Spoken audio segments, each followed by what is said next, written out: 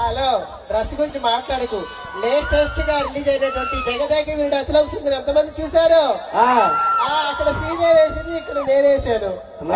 అతిలోక సుందర అతి చేసే పని ఏం కాదు. అట్లే ఒక కన్నెపిల్ల వస్తుంటే మన గిరివాణి పాలెంలో కుర్ర వాళ్ళంతా అలా విజయం చేస్తున్నారు తెలుసా? అదిగో కన్నె పిల్ల అది. మరి అప్పారావు బాగా వాడి అరిగిపోయిన సబ్బు పిల్లలా ఉంటది ఇది కన్నె పిల్ల.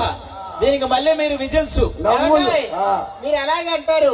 నాయుడు గారు ఉన్నారు కదా, నాయుడు గారా స్టేజ్ ఎక్కుతుంటే చీటీ నా చేతిలో పెట్టారు. చీటీ రాశాడు, నడుము కూడా గిల్లాడు. ఏమి రాశారో తెలుసా? ఇలియానా అని రాశారు. సరిగ్గా చదువు. చీటీ ఇలియానా ఉండదు, ఏలియానా ఉండదు. చదివాది. మగాళ్ళు చాలా తెలివైన వాళ్ళు వీళ్ళు ఫీలింగ్ అనమాట. మగాళ్ళు తెలివైన వాళ్ళు అంటే ఇక్కడ కూర్చున్న మగాళ్ళంతా తెలివైన వాళ్ళు. చూడు మా బ్యాచ్ మొత్తం ఇదంతా మన బ్యాచ్. మగాళ్ళే కాదు, గిరివాణి పాలెంలో ఆడవాళ్ళు అంతకన్నా చాలా తెలివైన వాళ్ళు.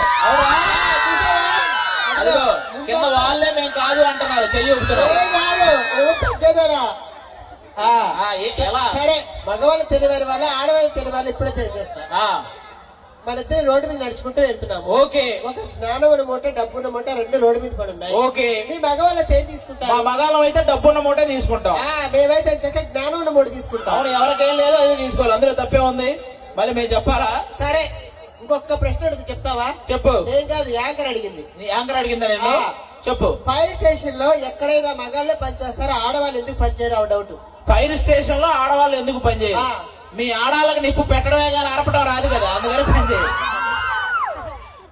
అందుకు ఏమండి, మా ఆవిడికి 9 నెలలు నిండిపోయినాయండి. ఏది నీ వల్ల?